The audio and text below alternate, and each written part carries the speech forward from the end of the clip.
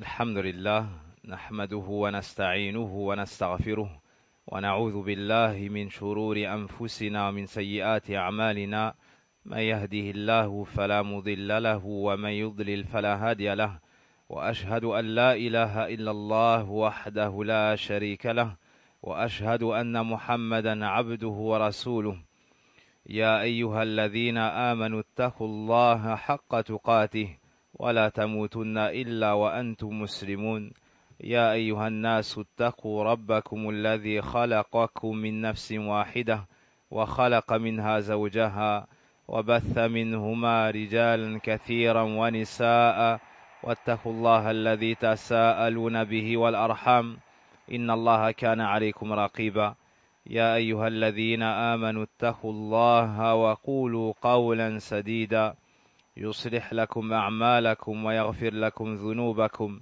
ومن يطع الله ورسوله فقد فاز فوزا عظيما أما بعد فإن أصدق الحديث كتاب الله جل وعلا وخير الهدي هدي محمد صلى الله عليه وسلم وشر الأمور محدثاتها وكل محدثة بدعة وكل بدعة ضلالة وكل ضلالة في النار وبعد فنحمد الله أكرم الأكرمين الذي يسر لنا هذا المجلس وهذين اليومين فيهما ذكرنا بقوله سبحانه وتعالى وبقوله عليه الصلاة والسلام وهما الوحيان بهما إحياء القلوب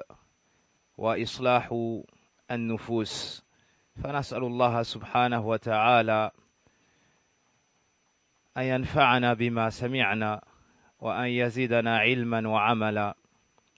Après avoir loué Allah subhanahu wa ta'ala, prié sur son noble prophète et messager Mohammed sallallahu alayhi wa sallam, je disais qu'on remercie à nouveau Allah subhanahu wa ta'ala pour ce grand bienfait qu'il nous a accordé en nous facilitant ces 2 jours de séminaires et de conférences. فأشكر الإخوة الكرام حفظهم الله تعالى لما قدموا لنا ولكم.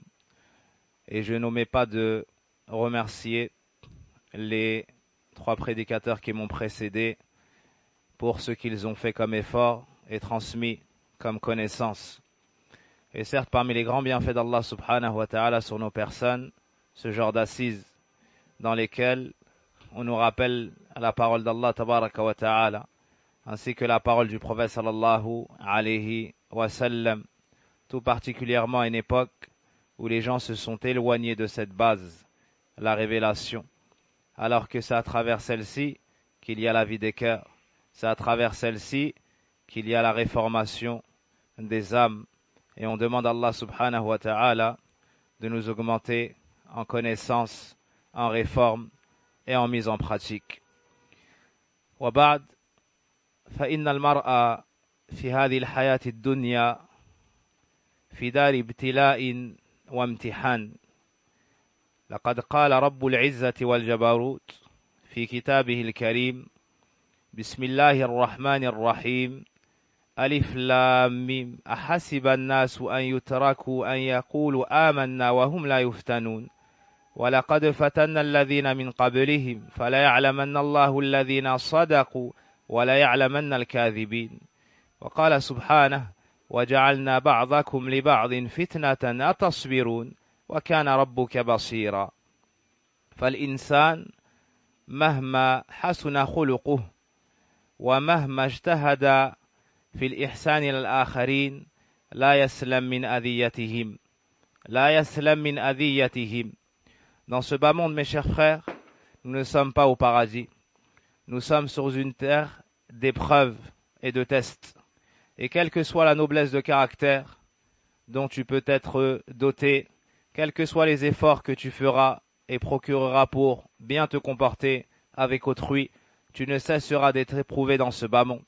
Car Allah subhanahu wa ta'ala a décrété cela, que ce bas monde soit une terre d'épreuves et de tests. Il nous dit dans son livre, sur la traduction des sens de ces versets, Alif Lam Mim, est-ce que les gens pensent que nous allons les laisser dire, nous croyons sans les éprouver? Nous avons certes éprouvé ceux qui sont passés avant vous, ainsi Allah saura qui parmi vous sont les véridiques et qui parmi vous sont les menteurs. Dans un autre verset, toujours selon la traduction des sens de ce dernier, et on a fait les uns pour les autres des épreuves, pour voir lequel d'entre vous sera endurant. Et certes, votre Seigneur est clairvoyant. Le riche est une épreuve pour le pauvre. Celui qui a un mauvais comportement est une épreuve pour celui qui a un bon comportement. Et ainsi de suite. Et tout cela en réalité est une épreuve.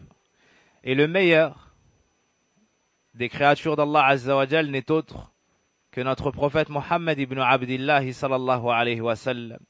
Lui-même n'a pas été épargné par les nuisances de son peuple, les nuisances des proches et des gens plus éloignés. Si ce n'est qu'Allah subhanahu wa ta'ala lui a accordé les meilleurs des caractères. Et parmi ces caractères, al-afu, was-samaha, was-safh, was-sabr. Le prophète sallallahu alayhi wa sallam a été honoré des plus nobles caractères. Allah dit dans le Coran, wa innaka la'ala khuluqin azim. Et il nous dit lui-même alayhi salatu wassalam, bu'ithtu li utammima makarim al-akhlaq. J'ai été envoyé pour parfaire les bons comportements. Et parmi ces comportements qu'Allah Azza wa Jal lui a accordé, le fait d'excuser les gens, le fait d'avoir de la mansuétude, le fait d'être facile à vivre et le fait de pardonner à ceux qui l'ont opprimé. C'est ainsi que se comportait le prophète sallallahu alayhi wa sallam. À titre d'exemple, lorsque l'ange des montagnes est venu le trouver, suite à de nombreuses nuisances qu'il avait reçues, et il lui a demandé, ou lui a proposé d'exterminer ce peuple. Il lui a proposé d'exterminer ce peuple qui venait de l'opprimer. In shi'ta an utbiqa alayhim al-akhshabayn, فرد عليه صلى الله عليه وسلم بل أرجو أن يخرج الله من أصلابهم ما يعبد الله وحده لا يشرك به شيئا رواه البخاري ومسلم من حديث عائشة رضي الله عنها. L'ange des montagnes est venu voir le prophète alayhi salatu wassalam et lui a proposé d'exterminer son peuple, les gens de la vallée entre ces deux montagnes. Mais le prophète sallallahu alayhi wa sallam lui a répondu avec ce noble caractère qu'Allah Azza wa Jal lui a accordé, et il lui a dit non, mais j'espère plutôt qu'Allah fera sortir de ces gens-là un peuple, ou bien une descendance, ou une génération qui n'adorera que Allah seul, sans jamais rien lui associer. Et ce hadith est rapporté par le Bukhari et Muslim. Voici ici un exemple très parlant de notre prophète sallallahu alayhi wa sallam, et il ne met en réalité ici qu'en pratique la parole d'Allah Azza wa Jal, khudhil afwa wa'mur bil 'urf wa a'rid 'anil jahilin. Allah Azza wa Jal lui a ordonné ce noble caractère dans le Coran lorsqu'il lui dit khudhil afwa wa'mur bil 'urf wa a'rid 'anil jahilin. Ibn Kathir rahimahullah ta'ala rapporte d'un des anciens l'explication de ce verset et il dit qu'Allah subhanahu wa ta'ala a ordonné à son messager d'excuser les gens et ses détracteurs durant 10 ans. Pendant 10 ans, Allah subhanahu wa ta'ala lui a ordonné de les excuser et de se montrer endurant avant de passer à une autre étape. Un second exemple, lorsque un bédouin, يعني قصة الأعرابي الذي جذب رداء النبي صلى الله عليه وسلم نعم حتى أثر عليه فضحك له النبي صلى الله عليه وسلم وأمر له بعطية. Le prophète sallallahu alayhi wa sallam a reçu la visite d'un bédouin qui l'a saisi violemment et sévèrement par le col et il lui a dit donne-moi de l'argent, donne-moi des biens, ça n'est pas le tien, c'est le bien d'Allah. Les compagnons se sont mis en colère et ont voulu en découdre. Mais le prophète sallallahu alayhi wa sallam l'a regardé, il a souri et il a dit donnez-lui de ce qu'il demande. Il a dit donnez-lui de ce qu'il demande. Ainsi le prophète sallallahu alayhi wa sallam, comme nous le rapporte Anas, et ce hadith rapporté par le Bukhari et Muslim, mettait en pratique cet ordre d'Allah, le fait d'être pardonneur, le fait d'excuser ceux qui se comportent mal envers nous. Aïcha radhiyallahu anha nous en dit encore plus dans ce sujet. Elle nous dit que le prophète sallallahu alayhi wa sallam, et vous savez qui il est et quelle est la place de sa personne et de son être, et la place qu'il a chez Allah tabaraka wa ta'ala, puis la place qu'il a auprès des compagnons. Malgré ça, elle nous dit, radhiyallahu anha, notre chère mère, le prophète sallallahu alayhi wa sallam ne s'est jamais mis en colère pour une chose qui le touchait lui personnellement. Jamais il ne s'est mis en colère pour une chose qui le touchait lui personnellement. C'est-à-dire qu'il ne se mettait en colère que quand les droits d'Allah Azza wa Jal étaient bafoués et transgressés. On voit ici que pour être à la hauteur de ce noble comportement, il ne faut pas accorder la plus grande importance à sa personne, à ses biens, à son honneur, et ne pas se voir à un rang élevé. Mais il faut plutôt considérer le droit d'Allah Azza wa Jal. Et celui qui a ce comportement-là, Allah le dotera de ce noble caractère. Et l'islam a très souvent appelé, comme on le trouve dans de nombreux versets et de nombreux hadiths, au pardon et à la réconciliation. Très nombreux sont les versets du Coran et les hadiths du prophète sallallahu alayhi wa sallam qui nous appellent au pardon et à la réconciliation. À un point tel, mes chers frères, qu'on nous permet une chose qui à la base est un grave péché, une caractéristique des pires personnes, des hypocrites. Mais dans ce contexte-là, l'islam permet le mensonge afin de réconcilier entre les gens. De par les nombreux bénéfices qui en découlent et les bons fruits qui seront cueillis des suites de la réconciliation entre les frères de cette communauté.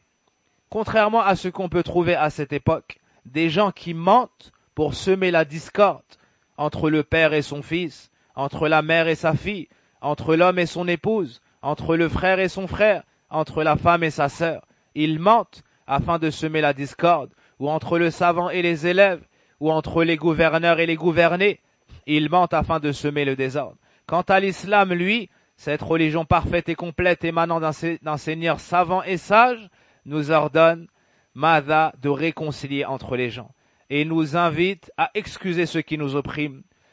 Et on nous permet même, comme je le disais, d'utiliser le mensonge afin de réconcilier entre les gens. Le prophète sallallahu alayhi wa sallam nous dit, n'est pas un menteur celui qui utilise cela pour réconcilier entre les gens. Et le prophète sallallahu alayhi wa sallam nous a souvent mis en garde contre la division et contre le fait de délaisser les moyens de réconciliation, comme vous l'avez entendu dans les conférences précédentes. Et il nous dit que ce mauvais comportement amène au rasage de la religion, à l'effacement de la religion. Wal'iyadhu billah. Après avoir entendu cela, on comprend l'importance du choix de ce sujet par ceux qui nous l'ont proposé. Waffaqahumullah wa iyana. Donc ce sujet a la plus haute importance.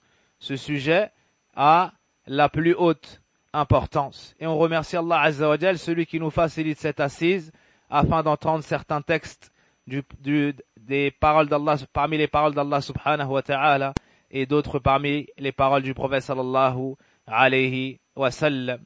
Sachez mes chers frères qu'Allah Azza wa Jal a vanté les mérites de ceux qui sont dotés de ces caractères, ceux qui pardonnent lorsqu'on les opprime, ceux qui excusent et se montrent pleins de mansuétude.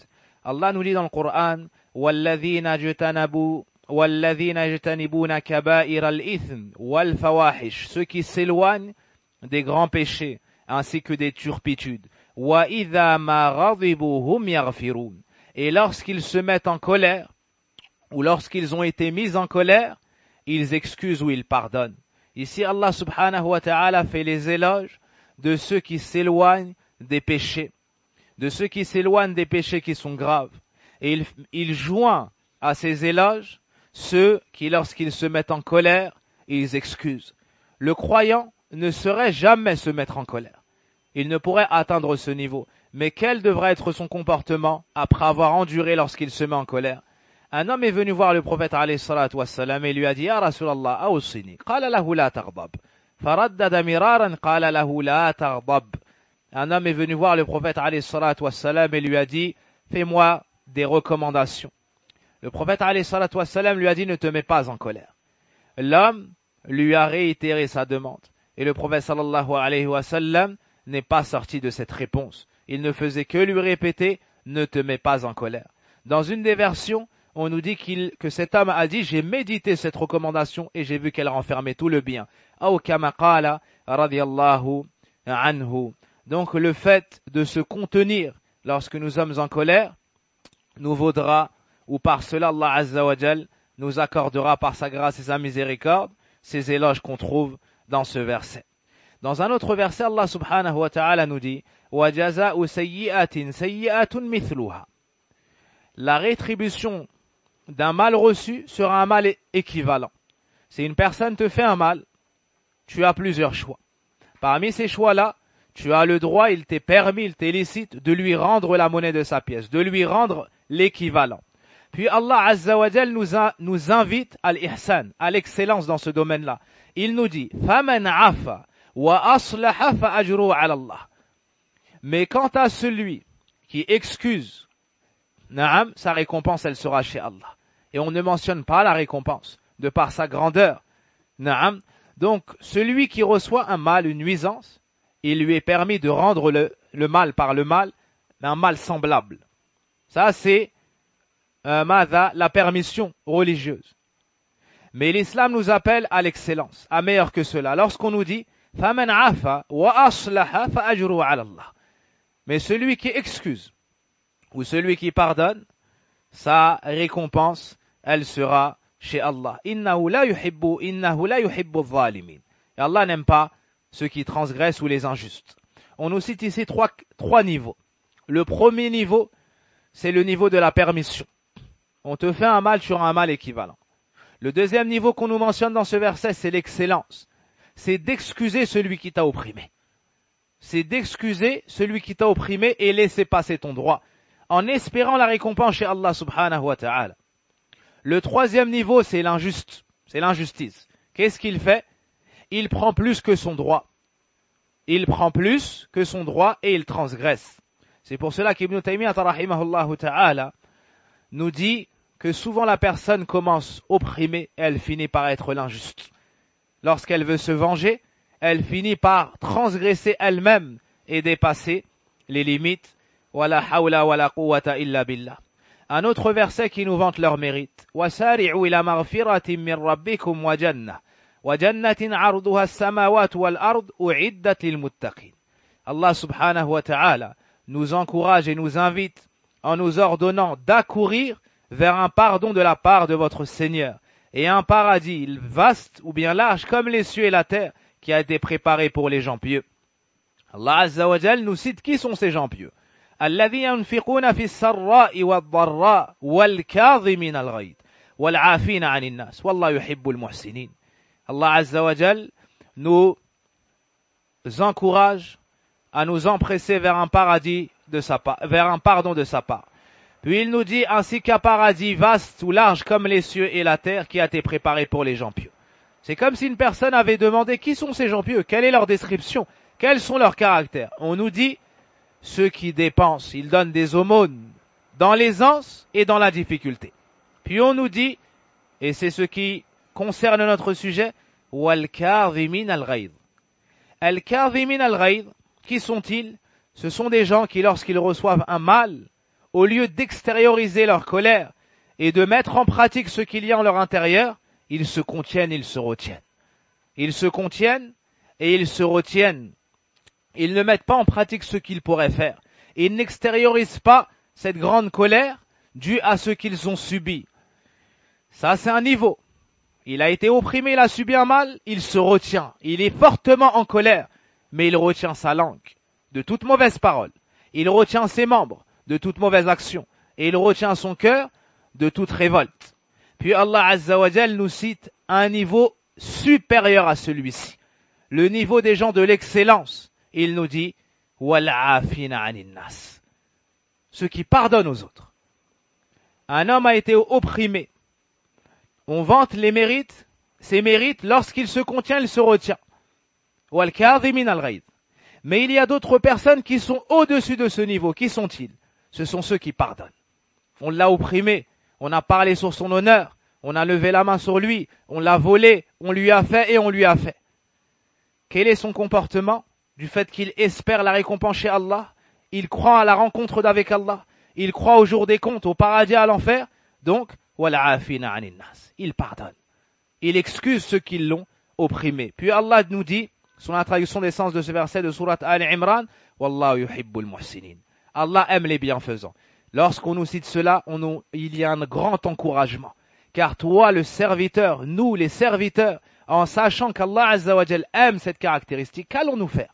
On va tout faire pour en être doté. Wallahu yuhibbul muhsinin. Deux parmi tabi'in, ce verset leur a suffi comme exhortation. Le premier, un de Ahlul Bayt an-Nubuwwah, le petit-fils de Ali ibn Abi Talib, ou bien Al-Hassan, si mes souvenirs sont bons, et un autre parmi tabi'in. Une des personnes à son service avait une marmite d'eau bouillante. Une marmite d'eau bouillante. Et le khadim ou la khadima est passé à côté de lui. Et elle a fait tomber de l'eau bouillante. De l'eau bouillante. Et ça l'a touché. Il allait se mettre en colère. Qu'est-ce qu'a fait cet employé? Il a récité ce verset. Et a dit, Wal-kadhimin al-ghayd. Il allait se mettre en colère, il s'est arrêté, il a dit, Kadhamtu ghaydi. Ça, c'est le comportement des pieux prédécesseurs devant les versets du Coran. L'exhortation l'a atteint directement. On l'a brûlé, imaginez la scène. On te brûle avec une eau bouillante. Tu t'apprêtes à te mettre en colère, on te dit, Wal-kadhimin al-ghayd. Ceux qui maintiennent et se contiennent lors de la colère. Il s'est arrêté et a dit, Kadhamtu ghaydi. J'ai retenu ma colère. Puis, on lui a récité la suite du verset, Wal'afina anin nas. Il a dit, Afawtu ank. Je t'ai pardonné, je t'ai excusé. Regardez le niveau des pieux prédécesseurs. Dans l'autre histoire, la personne était esclave. Lorsqu'on lui a dit, Wal-kadhimin al-ghayd, il a contenu sa colère. Lorsqu'on lui a dit, Wal'afina anin nas, il lui a dit, Anti hurra li wajhillah. Il l'a affranchi. Donc, subhanallah, des suites de ce malheur, en a découlé ce grand bienfait. Du fait qu'il a été exhorté par ce verset, et il l'a mis immédiatement en pratique. Voici la place des versets du Coran chez nos pieux prédécesseurs. Et si on veut comprendre comment étaient les compagnons devant ce comportement, nous n'avons qu'à étudier Sira et regarder comment était Al-Ansar, ou plutôt comment était le Muhajirin avec Al-Ansar. Et comment étaient les différentes tribus chez l'Ansar et l'Aus ou al-Khazraj. Il y avait entre eux de nombreuses guerres incessables. Et entre les habitants de Mecca et les habitants de Médina, pareillement. Mais avec l'avènement de l'islam, Allah subhanahu wa ta'ala a purifié les cœurs. Et il a remplacé haine, inimitié, division par amour, par proximité, et par entraide, par pardon et par excuse. Allah Azza wa Jal nous mentionne cela dans Surat Al-Imran, lorsqu'il nous dit وَاعْتَصِمُوا بِحَبْلِ اللَّهِ جَمِيعًا وَلَا تَفَرَّقُوا وَاذْكُرُوا نِعْمَةَ اللَّهِ عَلَيْكُمْ إِذْ كُنْتُمْ أَعْدَاءً فَأَلَّفَ بَيْنَ قُلُوبِكُمْ فَأَصْبَحْتُمْ بِنِعْمَتِهِ إِخْوَانًا. Allah Azza wa Jal nous mentionne cela dans le Coran, lorsqu'il nous ordonne à tous de nous cramponner à l'anse d'Allah, à l'islam, et de ne pas nous diviser. Il nous ordonne de ne pas nous diviser. Puis, il nous dit, et rappelez-vous le bienfait d'Allah sur vous, lorsque vous étiez ennemis, et c'est Allah qui a uni entre vos cœurs. Naam. Puis Allah Azza wa Jalla détaille plus cela. Donc, Al-Ansar et Al-Muhajirun étaient en guerre. Mais avec l'envoi du prophète alayhi salatu wassalam, il a réconcilié entre eux. Il a réconcilié entre eux à un point où après l'hégire, ou après l'hégire, il a fraternisé entre eux. Et il a dit, innamal mu'minuna ikhwa. Allah dit dans le Coran, les croyants ne sont que des frères. Et le prophète sallallahu alayhi wa sallam a spécifié certaines personnes tout particulièrement, en disant un tel est le frère d'un tel. Un tel est le frère d'un tel. Salman al-Farisi est le frère de Abu Darda, ou Abu Dhar, Na'am Abu Darda. Et Madha, Abdurrahman ibn Auf, est le frère de un tel. Un tel est le frère d'un tel. Abdurrahman ibn Auf, radiallahu an, est arrivé à Mecca et il ne possédait pas grand-chose. Lorsque le prophète sallam a fraternisé entre eux, Allah subhanahu wa ta'ala leur a frayé une issue que personne n'aurait pu imaginer. Une fraternité des plus solides. Un altruisme qu'on n'avait jamais vu dans une communauté. Et chacun a aimé pour son frère ce qu'il a aimé pour lui-même. L'un d'entre eux dit, je suis un des plus riches parmi les gens de Médine. Je sépare mon argent en deux et je te donne la moitié. Jusqu'à la fin du hadith, qui ne vous est pas inconnu. Donc ça, c'est l'état des compagnons. Et aussi le prophète alayhi salatu wassalam a dit, toutes les histoires passées, les histoires de sang de la jahiliya, sont sous mon pied. C'est-à-dire qu'on enterre tout, et il n'y aura, on oublie tout ce qui s'est passé, et on s'excuse sur tout ce qui est passé. Ces nobles caractères, Allah subhanahu wa ta'ala les a ordonnés au prophète alayhi salatu wassalam, et nous montre que c'est une des causes de la réussite de son prêche et de sa prédication. Il nous montre même que sans cette caractéristique, il n'aurait pas eu cette réponse de la part des compagnons. Lorsqu'il nous dit toujours dans Sourate Ali Imran, فَبِمَا رَحْمَةٍ مِّنَ اللَّهِ لِنْتَ لَهُمْ وَلَوْ كُنْتَ فَظًّا غَلِيظَ الْقَلْبِ لَانْفَضُّوا مِنْ حَوْلِكَ. Et c'est par quelque miséricorde de la part de ton Seigneur que tu as été, c'est par quelque miséricorde de la part d'Allah que tu as été si doux envers eux. Et si tu avais été rude au cœur dur, ils se seraient éloignés de toi.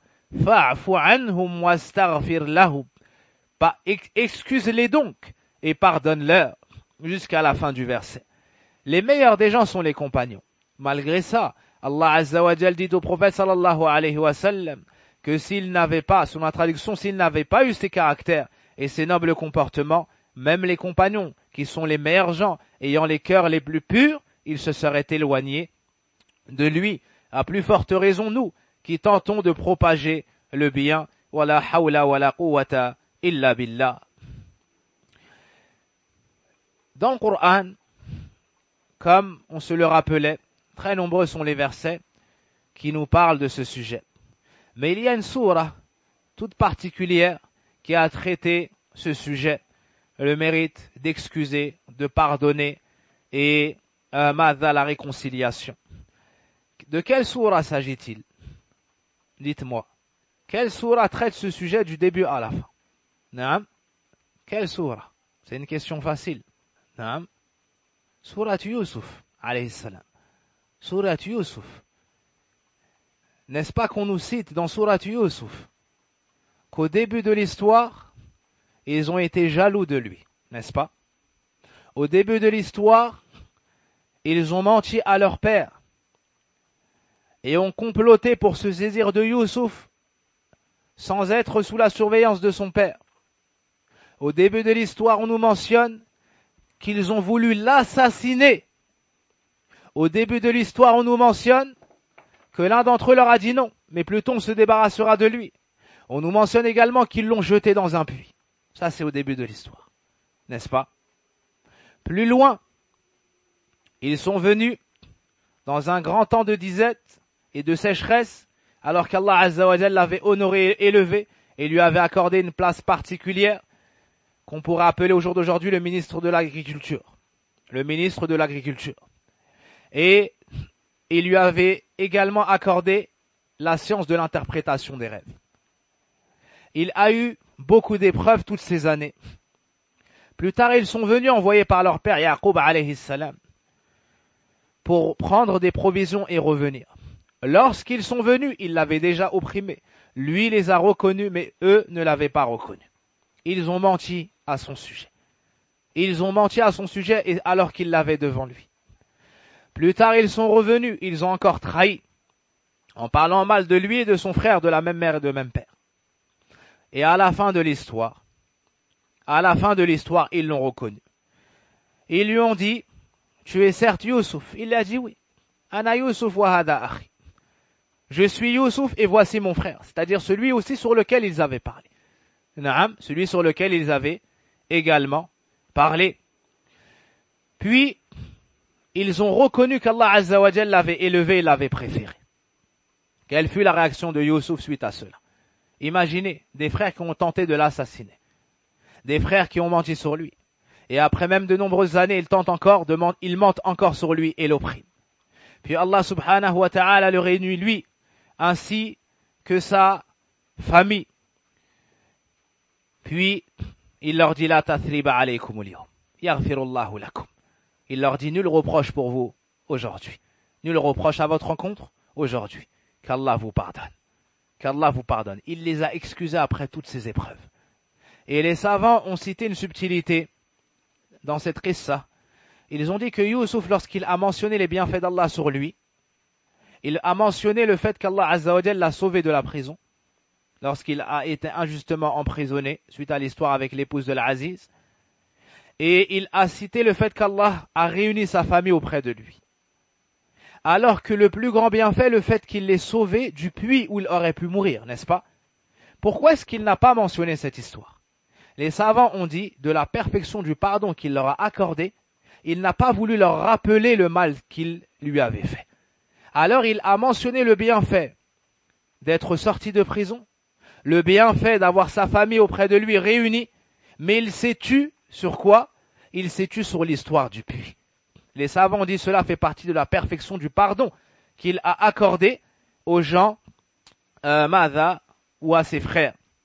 Pour la traduction du verset, on me corrige, excuse-les donc et demande pour eux le pardon, et non pas pardonne-leur. Barakallahu fikum. Donc l'histoire de Youssouf alayhi salam est une leçon pour ceux qui ont été opprimés par leurs proches et qui ont pu dire comme on peut entendre ou comme ça peut nous parvenir, Wallahi je ne lui parlerai plus, alors que c'est son frère de sang. Wallahi je n'excuserai jamais.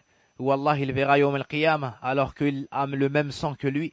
Non, on doit regarder Youssouf alayhi salam, Naam les prophètes, ceux au sujet desquels Allah Azza wa Jal nous dit laqad kana fi qisasihim madha ibratan laqad kana fi qisasihim ibratun li ulil albab.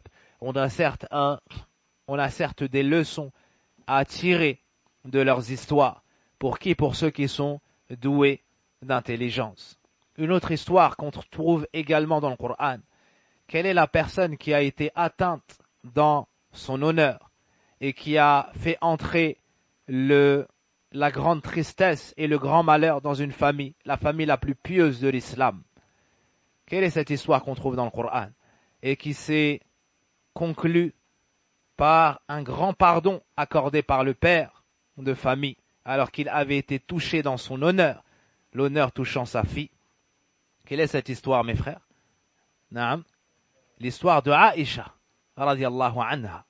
Vous savez tous que les hypocrites et ceux qui ont été trompés par eux l'ont accusé dans son honneur. Et c'est l'épouse du prophète alayhi salatu wassalam, l'épouse préférée du prophète alayhi salatu wassalam, celle qui avait cette place toute particulière auprès du prophète alayhi salatu wassalam. Et ils ont colporté sur elle le pire mensonge qu'une femme puisse entendre à son égard. Elle était tellement distraite de faire le mal, et même de penser à faire le mal, qu'on colportait à son égard ces paroles qu'on a honte de prononcer, alors qu'elle n'en était même pas informée. En revenant de ce voyage, elle est tombée malade. Elle a demandé au prophète alayhi salatu wassalam de rester chez ses parents, chose qui lui permit. Puis sa maladie s'est accentuée et elle est un jour sortie en compagnie de la mère d'un compagnon qui s'appelle Mustah radiyallahu anhum. Et en chemin, elle a trébuché. Et en tombant, elle a dit Ta'isa Mistah, que Mistah périsse, c'est-à-dire son propre fils. Aïcha lui a dit malheur à toi. Comment est-ce que tu peux parler ainsi en mal d'un homme qui a participé à Badr, Aïcha a défendu l'honneur de ce musulman parce qu'elle a entendu une mauvaise parole, même si c'est sa mère qui a prononcé ces mots. Elle lui a dit, malheur à toi, n'es-tu pas au courant de ce qu'il a dit? Elle lui a dit non, et qu'est-ce qu'il a dit? Et elle lui a raconté l'histoire, que les gens disaient à son sujet qu'elle avait commis un péché très grave avec tel compagnon, Safwan radiallahu an. Lorsqu'elle a entendu cela, elle a dit, réellement ils ont dit ça à mon sujet? Naam. Et elle est tombée encore plus malade. Elle est tellement tombée malade, et elle a tellement pleuré qu'elle dit que les pleurs ont failli trancher mon foie. Allahu Akbar. Elle dit, j'ai tellement pleuré que les pleurs ont failli mettre fin à mon foie. Et ses parents essayaient de la tranquilliser et de la rassurer. À la fin, Allah subhanahu wa ta'ala l'a innocentée en révélant des versets. Dans Surat An-Nur, Abu Bakr était tellement en colère qu'il a dit concernant Mistah, il a juré qu'il ne l'excusera jamais. Et Abu Bakr dépensait pour Mistah qui faisait partie des gens de sa famille. Il avait un lien de parenté avec lui. Et il a dit, je vais lui couper ce que je lui donnais en aumône auparavant. Mais Allah subhanahu wa ta'ala a révélé du Coran. A révélé وَلَا يَأْتَلِ أُولُو الْفَضْلِ مِنْكُمْ وَالسَّعَةِ أَنْ يُؤْتُوا أُولِي الْقُرْبَى وَالْمَسَاكِينَ وَالْمُهَاجِرِينَ فِي سَبِيلِ اللَّهِ وَلْيَعْفُوا وَلْيَصْفَحُوا أَلَا تُحِبُّونَ أَنْ يَغْفِرَ اللَّهُ لَكُمْ. Ce verset a été révélé des suites des paroles de Abu Bakr concernant Mistah, celui qu'il avait opprimé dans l'honneur de sa fille et de sa famille. Allah subhanahu wa ta'ala a révélé des versets dont les sens sont, dont la traduction des sens sont, et que ceux à qui nous avons donné des bienfaits et largesses ne disent pas qu'ils ne donneront plus à leurs proches, aux pauvres et ceux qui ont fait l'égir pour la cause d'Allah. Qu'ils pardonnent, qu'ils absolvent.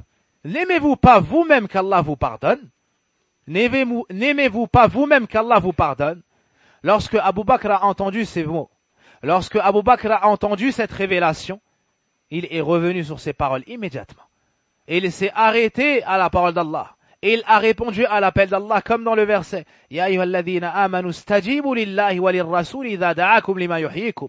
Ô vous qui avez cru, répondez à l'appel d'Allah et de son messager lorsqu'il vous appelle à ce qui fait vivre les cœurs. Abu Bakr a répondu Bala, certes, j'aime qu'on me pardonne. Il a excusé Mistah et il lui a donné de quoi vivre. Il dépensait pour lui. Vous imaginez? Il a parlé sur sa propre fille, l'épouse du prophète alayhi salatu wassalam, la fille du meilleur des compagnons. Malgré ça, Abu Bakr l'a excusé. En écoutant ce verset, il a espéré la récompense chez Allah, il l'a excusé et il a continué à dépenser de ce qu'Allah Azza wa Jal lui a facilité. Et ça, c'est le comportement auquel Allah appelle dans le Coran. Lorsqu'il nous dit également وَلَا تَسْتَوِي الْحَسَنَةُ وَلَا سَيِّئَةُ idfa' billati hiya ahsan fa idha alladhi baynaka wa baynahu adawah ka'annahu waliyyun hamim.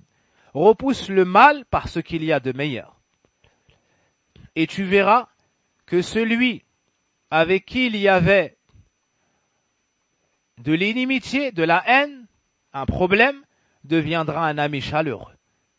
Si une personne te fait du mal et que toi tu repousses ce mal par ce qu'il y a de meilleur, Allah Azza wa Jal t'enseigne dans le Coran qu'il se rapprochera de toi à un point où il deviendra un ami, pas un simple ami, un ami proche, un ami chaleureux.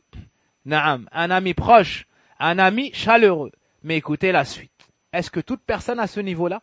Est-ce que toute personne arrive à pardonner à ceux qui leur font du mal? Est-ce que toute personne arrive à repousser le mal par ce qu'il y a de meilleur?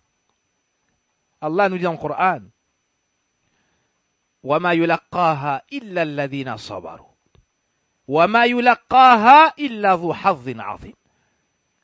Ne peut atteindre ce niveau-là que les endurants et ceux qui ont une énorme part dans ce sujet-là. Pour atteindre ce niveau-là, il faut avoir une patience très grande. وَلَا حَوْلَ وَلَا قُوَّةَ إِلَّا بِاللَّهِ.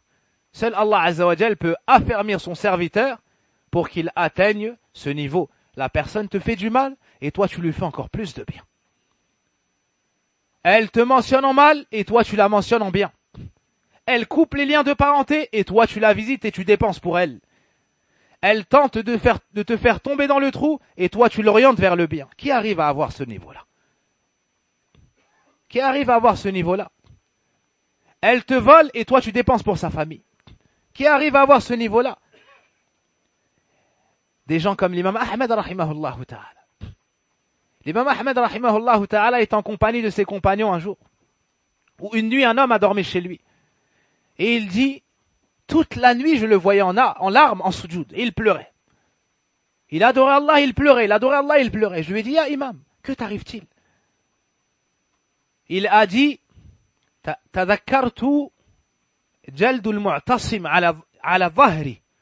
Il a dit, je me suis rappelé les coups de fouet que le gouverneur me portait au dos.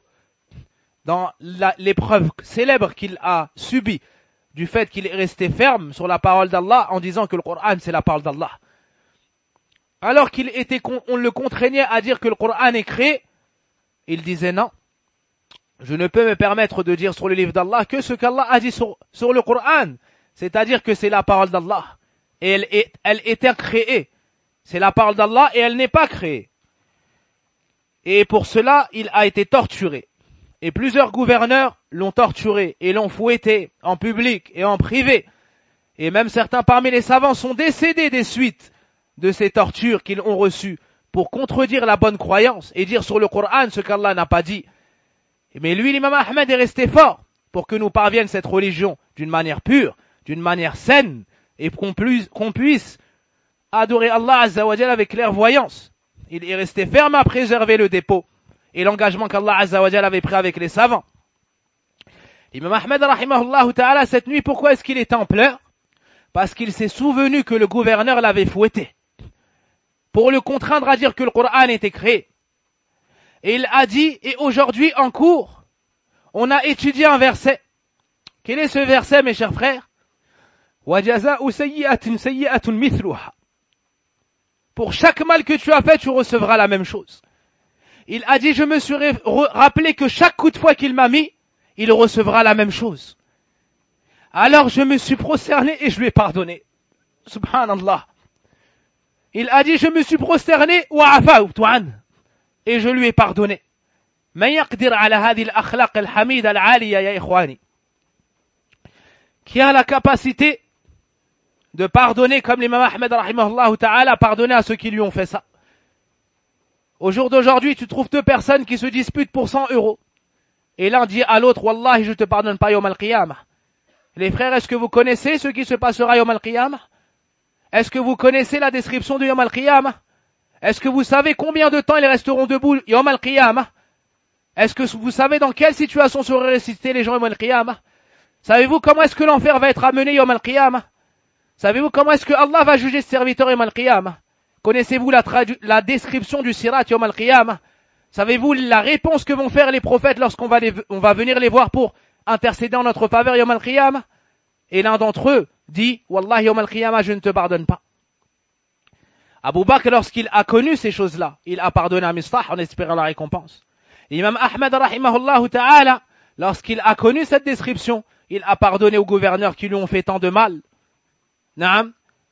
Ça, c'est les comportements qu'ont eu ces deux hommes. Et les savants, les anciens, ont dit au sujet de ces deux hommes.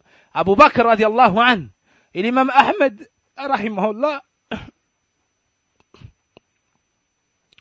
إن الله نصر هذا الدين بهذين الرجلين أبي بكر يوم الردة والإمام أحمد يوم المحنة.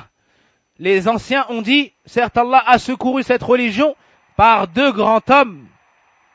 Abu Bakr, le jour où les gens ont fait volte-face, et l'imam Ahmed, le jour où les gens ont été éprouvés sur le Coran. Donc ça n'est pas chose facile que de pardonner à ceux qui nous oppriment. Et dans la sunna, on trouve que le prophète sallallahu alayhi wa sallam nous a interdit tous les comportements qui amènent à la désunion et tout ce qui amène à pervertir les liens de fraternité. Il nous dit sallallahu alayhi wa sallam, comme dans le hadith de Anas ibn Malik rapporté par al-Bukhari et Muslim, la tabaradu. Ne vous détestez pas les uns les autres. Wala tahasadu. Et ne vous enviez pas les uns les autres. وَلَا تَدَابَرُوا. Et ne vous tournez pas le dos les uns les autres. C'est-à-dire l'un rencontre l'autre, il lui tourne le dos. وَكُونُوا عِبَادَ اللَّهِ إِخْوَانًا. Et soyez aux serviteurs d'Allah, des frères. لا يحل لمسلم أن يهجر أخاه فوق ثلاثة أيام. Il n'est pas permis aux musulmans de boycotter son frère plus de 3 jours. Et dans l'autre hadith, le meilleur d'entre eux est celui qui commence à passer le salam. C'est-à-dire qu'en passant le salam, comme l'explique Cheikh Salih al-Sheikh, hafidahullah ta'ala, le hajr, le boycott s'interrompt. Le boycott s'interrompt. Donc le prophète alayhi salam nous ordonne d'être des frères et de nous éloigner de tout ce qui affecte notre fraternité. Parmi les mérites de pardonner et de s'excuser mutuellement, il y a ce qui est rapporté par Abu Huraira dans le recueil de l'imam Muslim. Le prophète sallallahu alayhi wa sallam nous dit Ma naqasat sadaqatun min mal. Une aumône n'a jamais fait diminuer les biens d'autrui. Wa ma zada Allahu abdan bi'afwin illa izza. Et Allah n'a jamais augmenté. Et Allah ne fait qu'augmenter en puissance celui qui pardonne. Celui qui pardonne à son frère, Allah ne fait que l'augmenter en puissance et en suprématie. وَمَا تَوَاضَعَ أَحَدٌ لِلَّهِ إِلَّا رَفَعَهُ اللَّهُ. Et il n'y a pas une personne qui s'abaisse, qui se rabaisse, qui se montre humble pour Allah, sans que par cela Allah ne l'élève. Donc en étant humble, sache que tu es élevé. Plus tu te rabaisses pour Allah, plus Allah t'élève. Et plus tu excuses les autres, plus Allah t'accorde suprématie.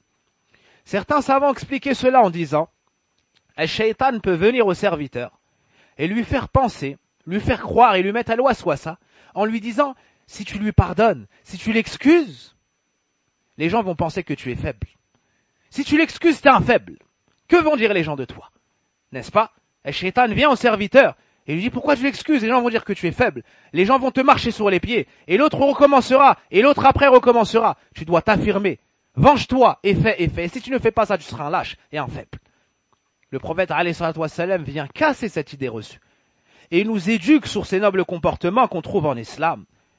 Le musulman ne doit pas s'éduquer selon ce qu'il trouve dehors ou selon ce qu'il voit dans la majorité, mais il s'éduque selon ce qu'il trouve dans les textes et dans la révélation. Et son exemple n'est autre que le prophète sallallahu alayhi wa sallam. Et il prend en considération cela. وَمَا زَادَ اللَّهُ عَبْدًا بِعَفْوٍ إِلَّا عِزًّا وَمَا تَوَاضَعَ أَحَدٌ لِلَّهِ إِلَّا رَفَعَهُ اللَّهُ. Allah ne fait qu'augmenter en puissance à celui qui pardonne. Et celui qui se montre humble pour Allah, Allah ne fait que l'élever, comme le rapporte l'imam Muslim. Celui qui ne veut pas avoir ces nobles caractères, qu'il reçoive la menace du prophète alayhi salatu wassalam.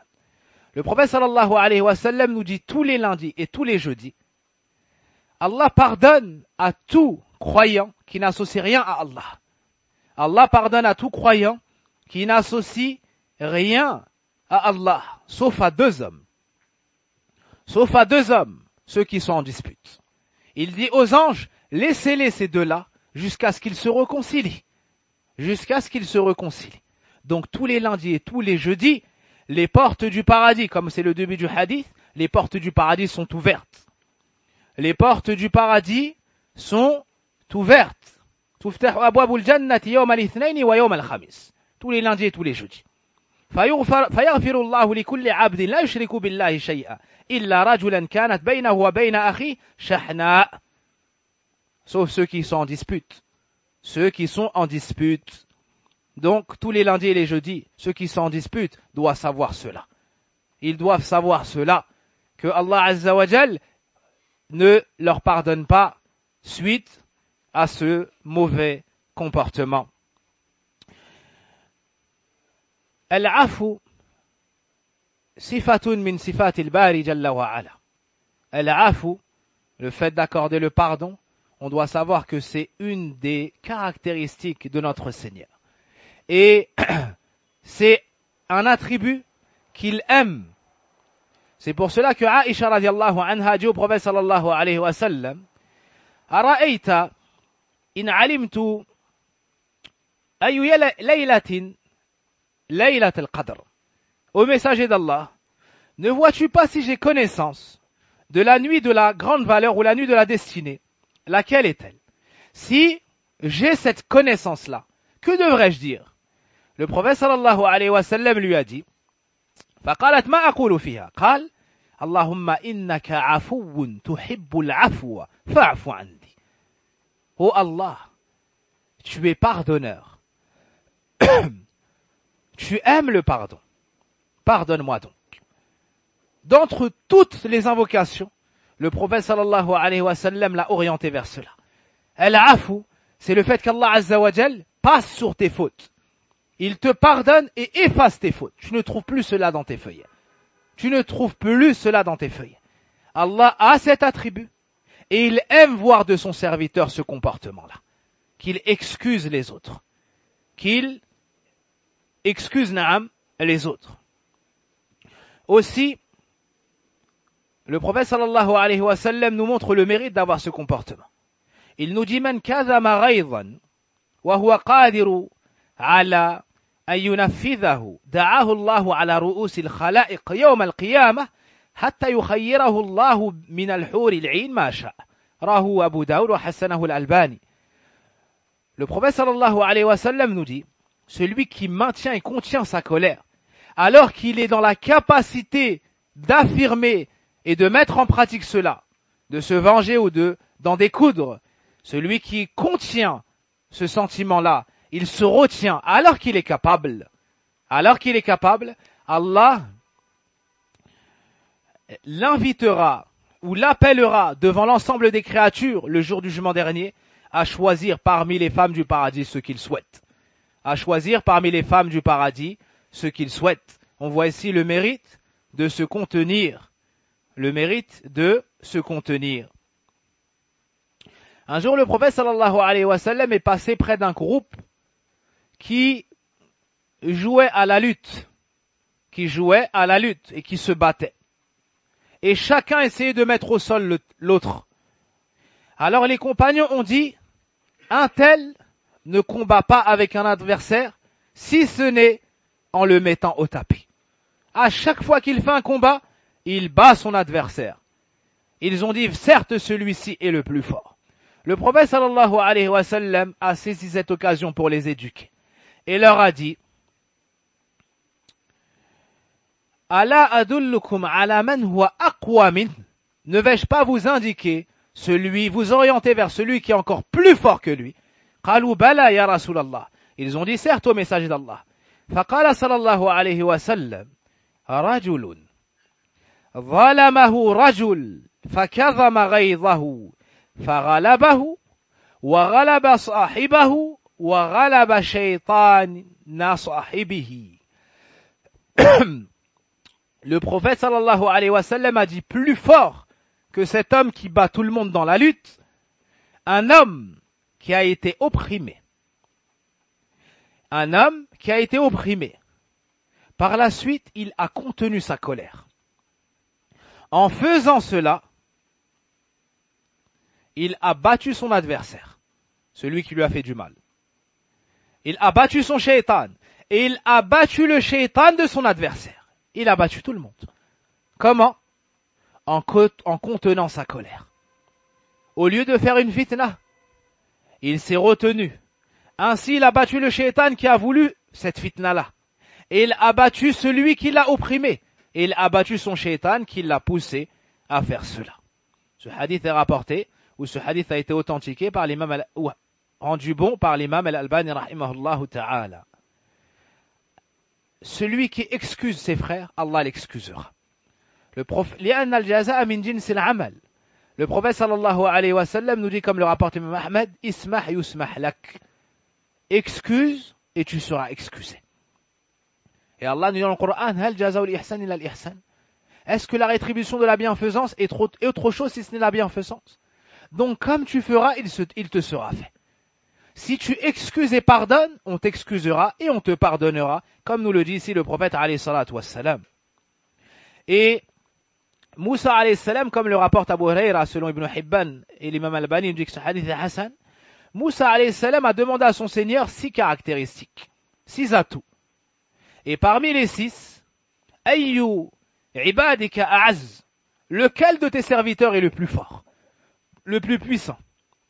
Allah lui a dit, Alladhi idha qadara ghafar, celui qui lorsqu'il se trouve en position de force, il pardonne. Celui qui lorsqu'il se trouve en position de force, il pardonne. Imaginez un homme qui vous a fait énormément de mal, depuis votre enfance. Il vous a opprimé, il vous a opprimé, il vous a opprimé, dans vos biens, dans votre honneur et dans votre argent, et ainsi de suite. Et vient un jour où vous êtes en position de supériorité. Vient un jour où vous l'avez dans votre main, et vous pouvez vous venger. Le prophète sallallahu alayhi wa sallam nous montre ici que celui qui à ce moment-là pardonne, voici le serviteur le plus fort chez Allah. Voici le serviteur le plus fort chez Allah. Comme l'a fait qui Yusuf alayhi salam. Comme l'a fait qui? Le prophète sallallahu alayhi wa sallam lors de l'ouverture de la Mecque. Lorsqu'il les a réunis, il leur a dit, que pensez-vous que je vais faire de vous? Et ils lui ont dit, khayra, tu nous feras du bien. Akhun karim, ibnun karim. Naam, ils lui ont dit, tu es un frère noble, Ibn Karim, fils d'un frère noble, tu ne me feras que du bien. Il leur a dit comme Youssouf avait dit à ses frères. Naam, il leur a dit comme Youssouf avait dit à ses frères. Il les a excusés, il les a laissés partir. Cela était la cause que beaucoup sont entrés en islam. Lorsqu'ils ont vu le comportement du prophète alayhi salatu wassalam, et qu'après qu'ils aient assassiné de ses compagnons, qu'ils aient tenté lui de l'assassiner, qu'ils aient torturé de ses compagnons, qu'ils aient fait couler son noble sang, qu'il l'ait exilé de la Mecque. Lorsqu'il revient 10 années plus tard, il les excuse. Ceci ne peut être que le comportement d'un prophète. Ils ont donc cru en lui et ont embrassé sa religion. Ma'qil ibn Yasar, radiyallahu anhu, nous rapporte que le prophète sallallahu alayhi wa sallam a dit, Afdalul iman as-sabr was-samaha. Le meilleur iman, la meilleure foi, c'est l'endurance et la mansuétude. Et la mansuétude. Comment est-ce qu'on peut traduire as-samaha? Le pardon, as-samaha, celui qui a une meilleure traduction, il m'en fait profiter. Jazakumullahu khayran.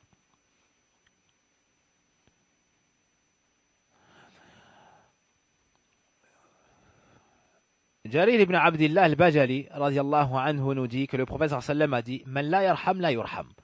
Celui qui n'a pas pitié, on n'aura pas pitié de lui. Wa man la yaghfir la yughfar lah.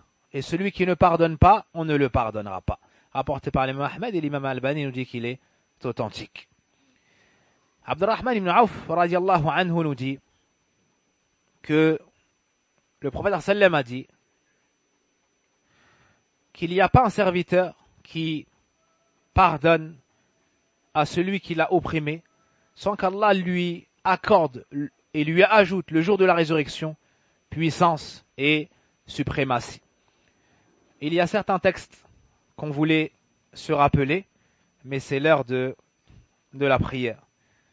Naam, mais c'est l'heure de la prière, c'était sur la réconciliation.